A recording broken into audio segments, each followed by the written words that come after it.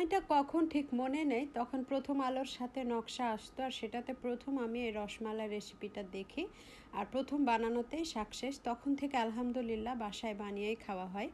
আসসালামু আলাইকুম। প্রথমে মিষ্টি তৈরির জন্য 1 কাপ গুঁড়া দুধ মানে 100 গ্রামের যে প্যাকেট আছে সেটা থেকে 2 চামচ মতো রেখে সম্পূর্ণ গুঁড়া দুধটা আমি নিয়েছি। আর এর সাথে নিয়েছি 1 চিমটির একটু বেশি আর হাফ চামচের কম বেকিং পাউডার আর 1 চামচ মতো বাটার বা ঘি। এখন 3টা উপকরণ একসাথে দিয়ে একদম ময়াম দিয়ে নিচ্ছি, মানে ভালোভাবে মাখিয়ে নিতে হবে। আর এর সাথে বড় একটা ফার্মের মুরগির ডিম ফেটানো, এটা মিশিয়ে নিলাম।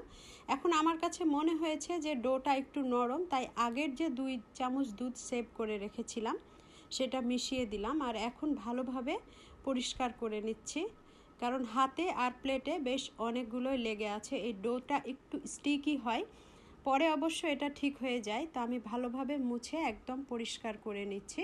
আর এরপর হাত ধুয়ে মিষ্টিগুলো বানানোর জন্য চলে যাব। তো আমি পরিমাণ মতো ডো নিয়ে মিষ্টি বানিয়ে নিচ্ছি। এগুলো ছোট ছোট আকারে হবে। তো দেখতেই পাচ্ছেন হাতের তালুতে নিয়ে বানিয়ে নিচ্ছি। বানানোর আগে আমি হাতের তালুতে একটু বাটার মাখিয়ে নিয়েছিলাম।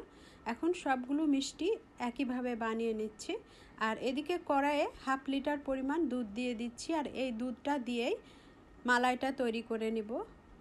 রসমালাই বানাবো আর তাতে মালাই থাকবে না, তা কী করে হয় বলেন তো? তো মালাইটা তৈরির জন্য একদম হাই হিটে দিয়ে দুধটা 3 ভাগের 1 ভাগ করে নিতে হবে। তো এটা আমি এক পাশে রেখে দিলাম। আর একই কড়াইয়ে 1 কাপ পরিমাণ গরুর দুধ দিয়ে দিচ্ছি। আর এর সাথে 1 কাপ পানি, 3টা মতো এলাচ মুখটা একটু ফাটিয়ে দিয়ে দিলাম। আর দুধটাতে বলক আসলে পরিমাণ মতো চিনি দিয়ে দিচ্ছি। চিনিটা যে যার মতো করে নিতে পারেন, কারণ অনেকে বেশি মিষ্টি খান, অনেকে কম মিষ্টি খান। এখন দুধটা ভালোভাবে ফুটে গেলে আগে থেকে বানিয়ে রাখা মিষ্টিগুলো দিয়ে দিব। জাস্ট একটু নেড়ে দিয়েই সাথে সাথে ঢাকনা দিয়ে দিতে হবে। এই সময় কিন্তু চুলার তাপটা একদম মিডিয়াম টু হাই রাখতে হবে। আর দুধটা বলক দিয়ে একদম উতলিয়ে পড়ার মতো হলে তখন ঢাকনাটা একটু তুলে দিতে হবে, যেন দুধটা আবার আগের জায়গায় ফিরে যায়। এইভাবে 10 মিনিট মতো ঢাকনা তুলে দিতে হবে, আবার ঢেকে দিতে হবে।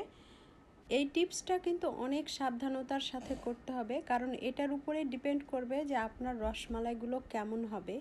এই নিয়মে করলে পারফেক্ট তো হতেই হবে। ঘড়ি ধরে 10 মিনিট এভাবেই করতে হবে। আমি কিন্তু আপনাদের দেখানোর জন্য ঢাকনাটা একেবারে তুলে ফেলেছি। আপনারা এই ভুলটা কখনো করবেন না, এতে করে মিষ্টিগুলো চুপসে যেতে পারে। আর এইভাবে ঢাকনার সহ একটু মাঝে মাঝে হ্যান্ডেলটা ধরে নাড়িয়ে দিবেন। এখন কমপ্লিট হয়ে গেছে। আমি আগে থেকে রেডি করে রাখা মালাইটা দিয়ে দিলাম আর নেড়ে ঢাকনা দিয়ে দিব। আর অপেক্ষা করব একদম আধা ঘন্টা পর আমি এগুলো একটা বাটিতে ঢেলে নিচ্ছি।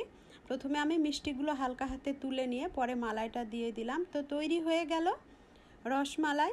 ফ্রিজে রেখে দিলে হালকা ঠান্ডা হবে আর একটু ঘনও হবে, তারপর পরিবেশন করব। সবাই ভালো থাকবেন। আল্লাহ হাফেজ।